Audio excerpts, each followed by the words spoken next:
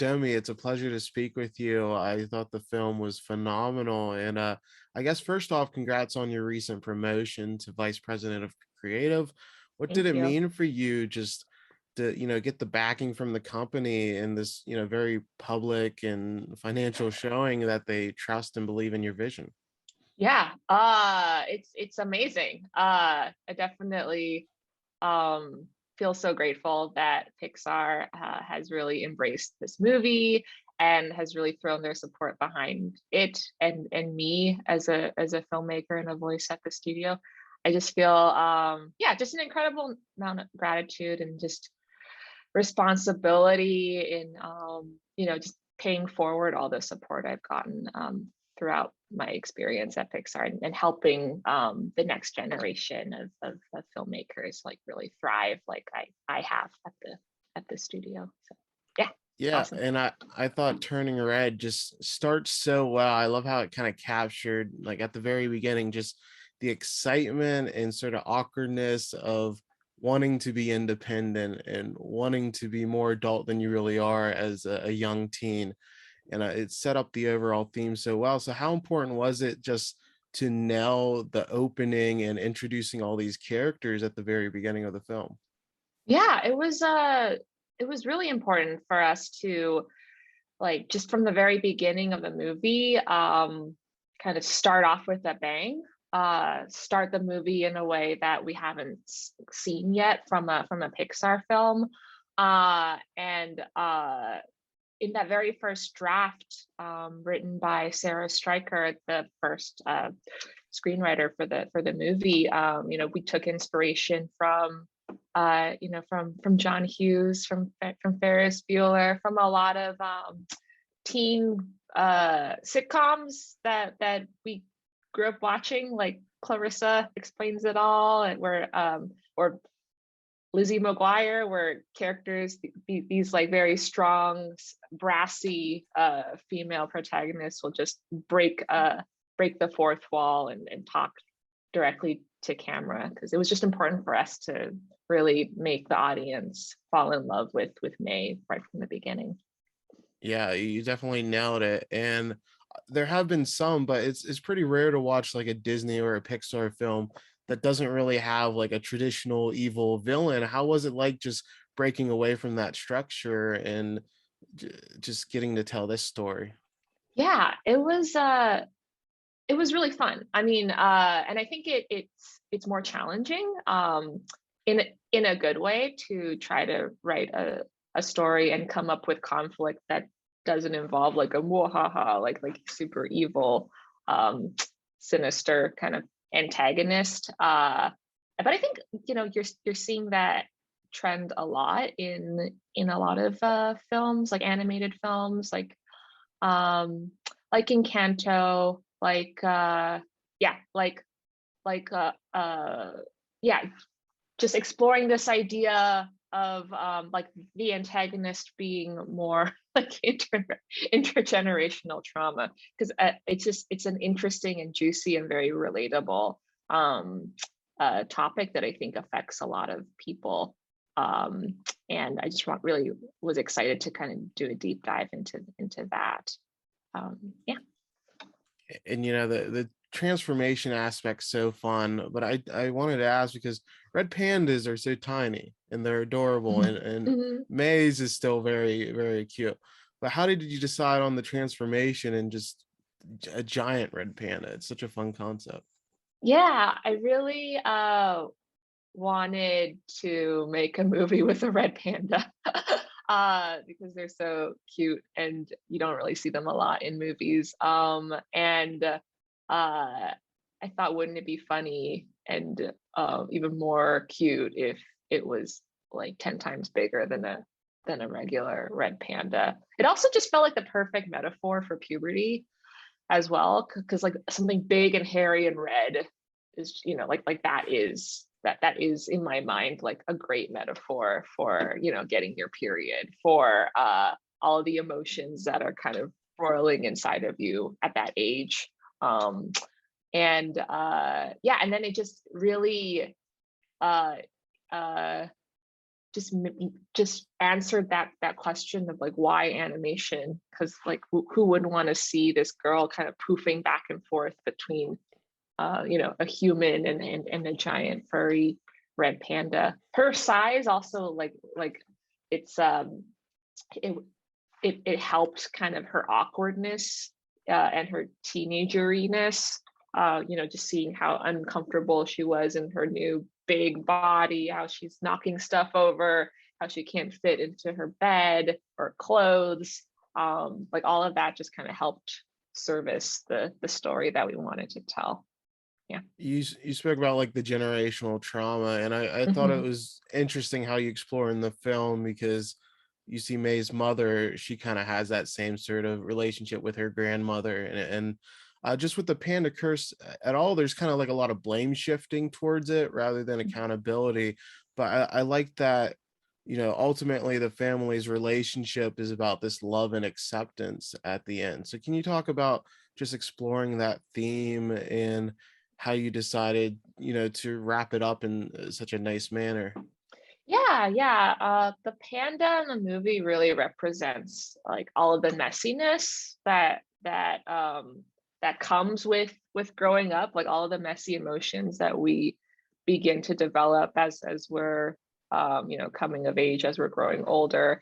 But all of the messiness that kind of like society or our families have kind of always told us to tamp down, to try to get rid of, to control in order to move through society.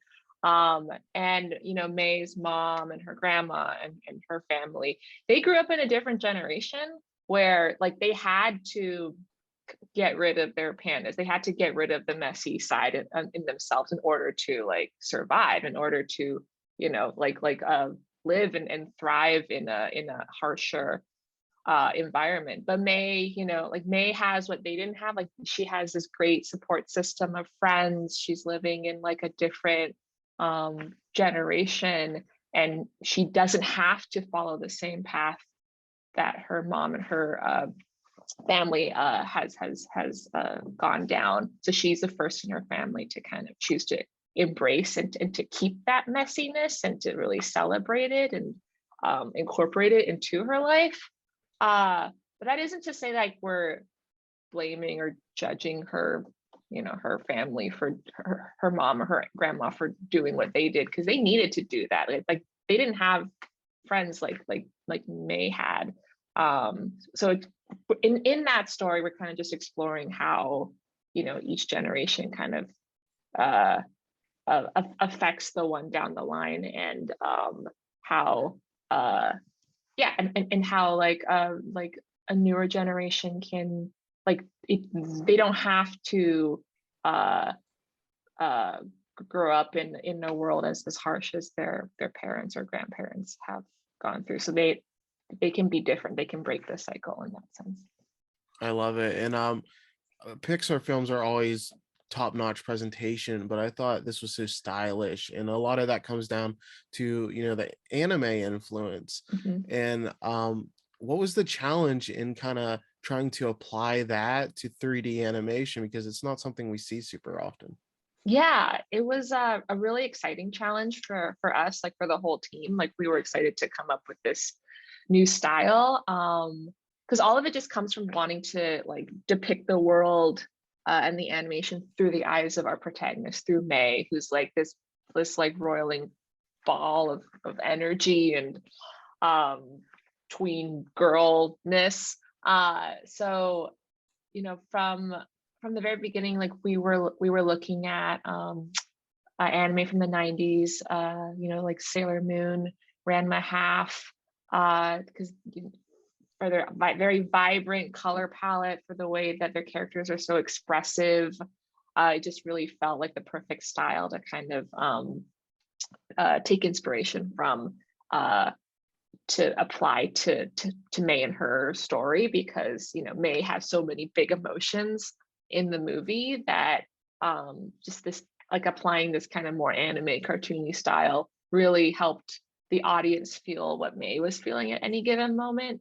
It was challenging, but in a good way, because like a lot of people on the crew weren't familiar with anime, so we had to do like crash courses on anime style, and like how how to pose the characters' faces when they react to things like in surprise or anger or like or happiness, like Sailor Moon eyes, like what does that look like in 3D. We just iterated a lot. Hair emoting, which was the simulation team, like anytime May gets like really riled up, or she like you feel like her anger is boiling up, you kind of see her hair like start to rise as a panda, but even as a human. And just like we did a lot of tests just to see like what that would look like, so it doesn't look like too unnatural, but it feels like it's connected with her emotion, and it's like done in a very subtle way, but I think it looks really cool, and it really helps, again, it helps the audience feel what May is feeling. Yeah, I think like every department, man, like they helped develop this 3D anime inspired style, like simulation for hair emoting, lighting for Sailor Moon eyes, and the whole like cityscape, that like dreamy pastel-y kind of feeling, like that was all lighting. Effects, with like all the sweat beads, all like all of that, and the and the pink poof cloud whenever May poofs back and forth between human and panda, like that poof cloud had to be designed in a way that like looked believable and cute, but not like realistic smoke. So that was all effects. And then animation, of course, with like her really fun, expressive uh, uh, facial expressions. Yeah, and then even in the editing, in the cutting, it has like an energy and a snappiness to it. Yeah, everything, every department kind of like came together to make that happen. Awesome. And one moment that really touched me was the father's speech at the end. And I thought Mm. it resonated like even more because he was so quiet and sort of in the background for the beginning part of the film. Can you speak to just kind of like saving him and making that moment more impactful in the final act? Yeah. I love Jin. Like he is kind of like the soft but stoic rock of the family. And the movie is mainly about May and her relationship with her mom and her friends. But we definitely didn't want to ignore like the importance and the impact of fathers to teen daughters. And I think for Jin, like